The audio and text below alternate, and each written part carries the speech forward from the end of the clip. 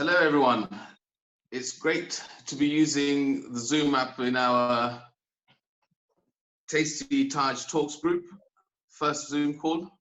Very, very excited. I've got Jules with me, my brother, and we've got the famous Alamin from Alamin Media. Hello. Hi, guys. Okay, first I'm going to speak to you very quickly about the Taj Tandoori, which is basically our family-run business, which was set up in 1986, so 34 years ago, by our father, who had a vision, and his focus was to provide our customers with like a constant, exemplary customer service with top quality food. So now, 34 years down the line, you know, we're lucky to have such a huge following, and we're trying constantly to evolve with our customers, and luckily we have been successful in doing so. Part of that way we've evolved is by bringing in new innovations, and this is one of the new innovations, which is this new Tasty Taj Talks community group that we've created. So firstly, I'd like to thank each and every one of you for joining our community group. This group is exclusive to our diehard Taj fans, people who've been supporting us over the years, and we would like to thank each and every one of you from the bottom of our hearts for supporting us, because without you, there is no Taj. This page has also been created with the aim of providing you with behind-the-scenes content, including updates on new dishes, new menus, sharing recipes, doing live cookery. There's just so much out there that the possibilities are endless, really, to be honest with you. So, and most importantly, just having good old banter, and at the same time, getting your views in so we can evolve with you as a business. So now we're going to move on to the questions that you guys had. I'm going to pass you on to Mr. Alamin, who's going to ask the questions, and Jules is going to be answering some of your questions. Thank you very much. Hello, everyone. So the questions, we're going to go straight onto them. Firstly, thank you all for asking questions.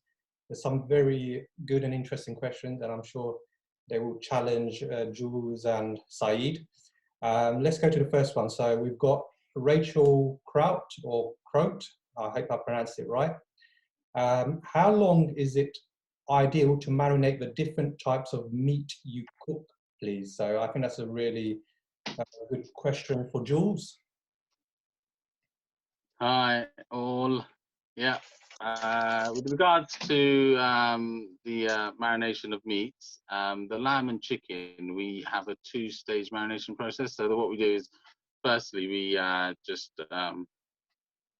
put lemon juice, seasoning, some garlic ginger puree, and some turmeric. And what that does is it basically soaks the flavor into the meat. So then when you bite into it, you can taste the flavor within the meat, and that we do for about an hour or so. We marinate, and then the second stage marination is the yogurt, the spiced yogurt mix that we then add to it, and that minimum I'd say is 4 to 6 hours that we marinate for, but we ideally do it overnight. It's only if we run out and have to do it the next day that we do the 4 to 6 hours. But yeah, definitely I would say to get optimum results, overnight marination is the best.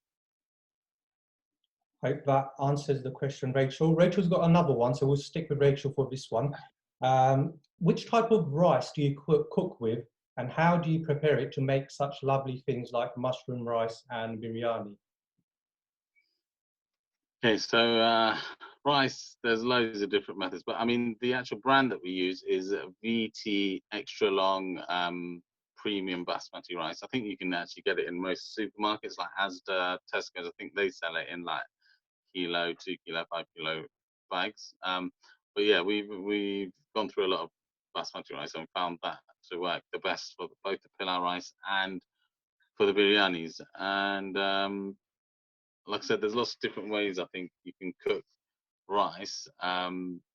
we tend to stick to the boiling method, which is like where you cook the rice, boil it, and then until it's like 80% done, al dente, and then you strain it in a colander, and then you put it back into the oven, and then add some spices and some garlic, ginger, and that way we find that the rice separates nicely, and it fluffs up nicely, and all the grains are as long as they can possibly be.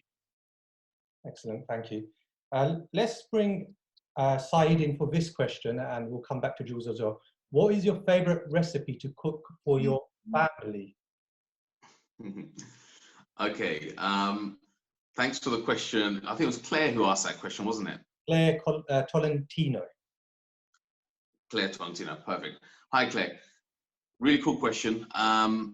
The most favorite dish that I like to cook at home is an old school lamb bhuna on the bone with potatoes. You just can't beat it. There's one more dish which I personally make at home because I'm not a very good cook, is a macaroni cheese. You can't go wrong with macaroni cheese. And Saeed, sorry, Jules, same question for you. Yeah, I can't help it. I think we're both the same brothers. Me, it's the mutton lamb chops done in with potatoes in a thin, spicy sauce with steamed rice and a TARKA dal. It's really simple, but I swear that's what I eat the most at home, and that's what I like to cook. But as much as I cook it, the best taste is always when Mum cooks it for me. 100%. So that links up nicely to the question from Lynn Martin. When lockdown is over, will you do a cookery class so I can cook your TARKA dal? I think cookery classes are a fantastic idea, and the restaurants like normally closed in the day. It'll be a brilliant way of being able to utilize the space in the daytime, and I think it's a fantastic idea, and we're going to seriously look into it. And cookery class sounds like it can be a lot of fun. So yeah, I think myself and my brother were up for doing something like that. Sounds really cool. What we've seen recently, obviously with Saeed and Jules, is there'll be a lot of cookery videos as well. And I think there'll be more of those coming. Adam said, I understand that the difference between a dal and a TARKA dal is that the latter is a little hotter. Not really. TARKA basically is means like tempering. So like when you put like some garlic or some chilies or something into like the oil, and you just cook it out, and you temper it basically, and then you add that to the dal. That's what the TARKA is, and that's the TARKA that you add to a dal. So technically you could have a dal cooked without tempering it, without putting any tempered garlic or anything, and then it'd just be a dal, and then the TARKA dal is the one with the garlic and everything tempered. And in terms of spice levels, you can add chili or not add chili. I don't think that differentiates from a TARKA dal to a dal. Okay, excellent. We've got a question from Trevor Tolentino. So I guess that is a relation to Claire. Yeah, their husband and wife. We did their wedding. We catered for their wedding. Oh, fantastic. From the Taj, yeah. So Trevor asks, if a curry was the last meal you could eat, which curry would you eat from your menu? So both questions to both of you guys. I like more creamy type dishes, so that's the difference between me and Jules in that sense. I love my creamy dishes. So for me, it would probably be the chicken tikka lakab, which is quite a rich, creamy one, but we put like fenugreek leaves in there to make the chicken a bit more smoky. But I'd have it madras hot because I like my spice as well. So that would be the dish that I would love to have from the Taj if it was the last dish I was to ever have. Same question to Jules.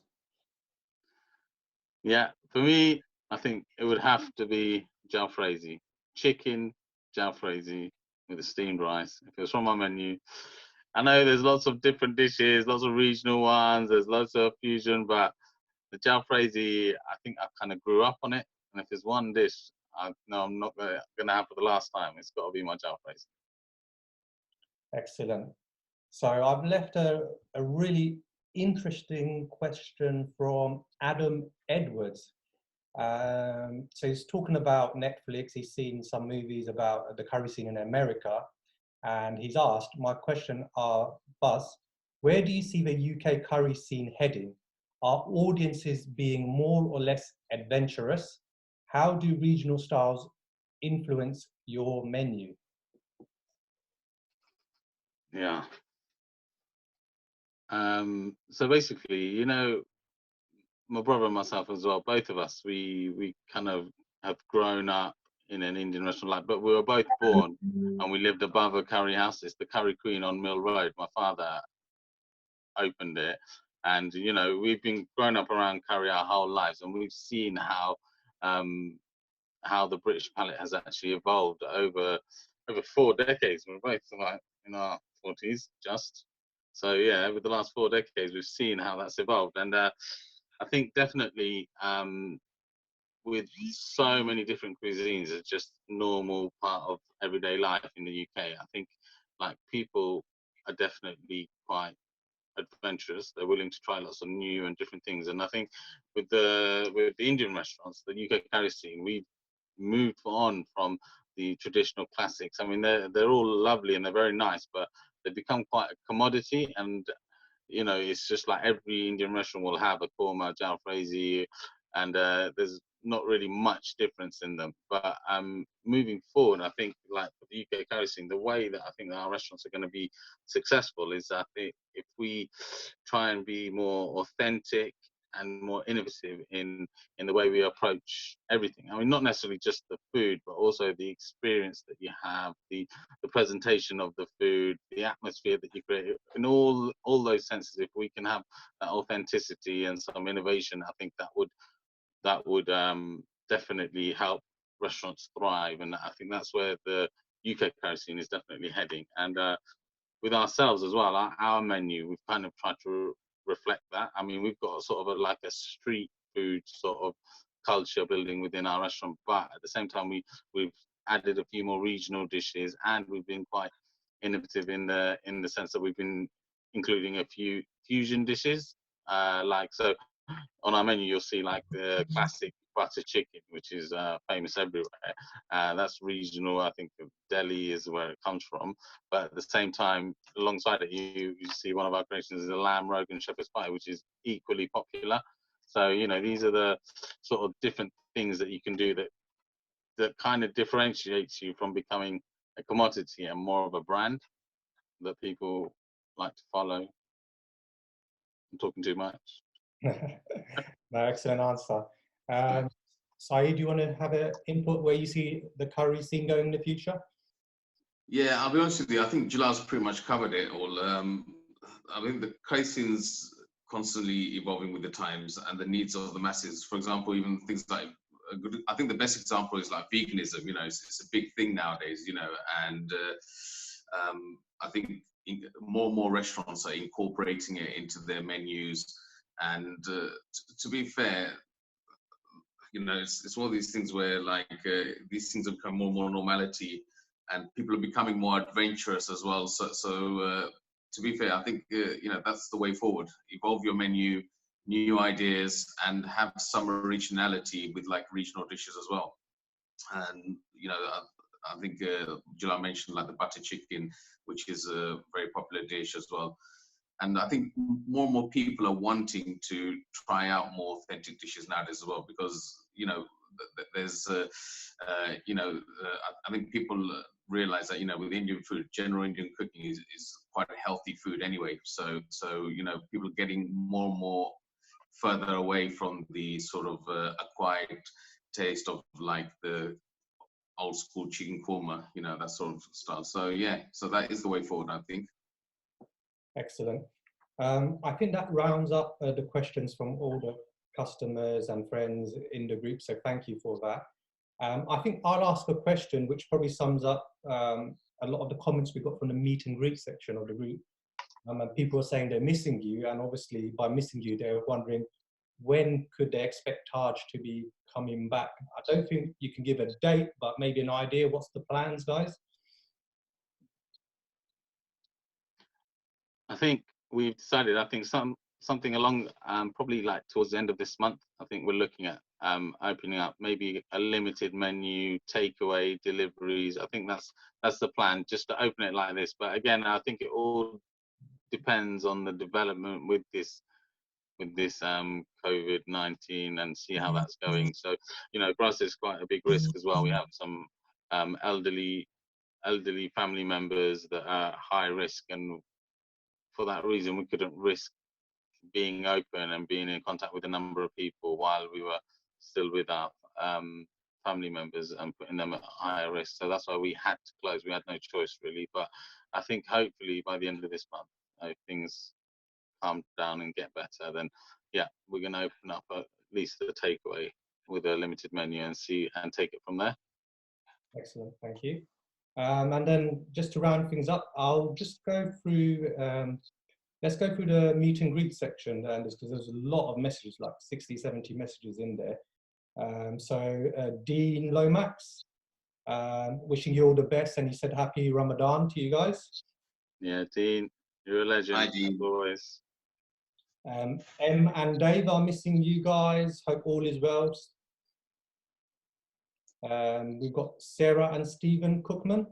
They're having severe Taj withdrawal. Who are they? Mandy and Rod, missing your curries. Man, honestly, guys, there's so much love. We're overwhelmed. We didn't realize how much people, you know, I swear, people that come to Taj, we're really, really lucky. I think I know half the customers, and I never even come out to the front. It's just like, you know, it's so cool. There's so much love there, and my brother, wow, everyone's after him. We've got Claire. Thank you for catering our wedding in 2012. So you touched on that. I was in 2012. Yeah, that was a while ago. Lucy Holden, Ramadan Mubarak as well. See. Yeah, so the message are endless and ongoing. I think the other thing is with the group, thank you for everyone for participating. Some people shared their photos of the lassi. Who was that? Saeed, someone done your lassi and Jules, in it? Yes, Alex Rand, yeah. Alex Rand, that looked fantastic. I think some people made your Indo-Chinese dish as well. Yeah, they did. So looking good. So Omar and Samavi. Yeah, excellent. So keep making requests, keep commenting, utilize the group, and we'll definitely share more content out there. And I'll leave it to Jules and Saeed to say their goodbyes. Yeah, much love, everyone. Stay safe in these crazy times, and hopefully we're going to see everyone very, very soon. And yeah, thank you all once again for participating in our group. Take care. Thank you very much, guys, for your time. Like Jules said, be safe, and we'll look forward to seeing you all very, very soon. Take care, guys. Bye.